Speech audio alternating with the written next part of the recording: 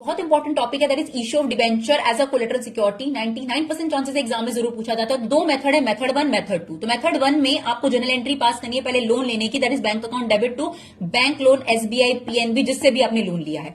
और फिर आपने बैलेंस शीट में शेयर होल्डर फंड में कुछ नहीं, नॉन करंट लाइबिलिटी में लॉन्ग टर्म बोरोइंग में जो लोन लिया है अपने बैंक से सिर्फ वो शो करना है। और नोट्स टू अकाउंट्स इंपॉर्टेंट है दोनों मेथड में।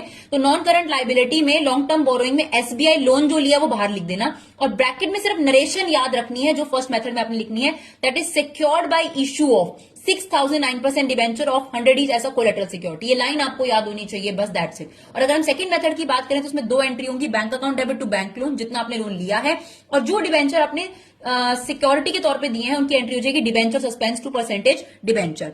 बैलेंस शीट सेम बनेगी, सिर्फ नोट्स टू अकाउंट डिफरेंट हो जाएगा। लॉन्ग टर्म बोरोइंग में जितना आपने लोन लिया होगा उसे बाहर लिख दीजिएगा, और जो आपने डिवेंचर इशू करे ऐसा कोलेटरल सिक्योरिटी वो आप दिखा देंगे माइनस डिवेंचर सस्पेंस करके, नील करके दिखा देंगे।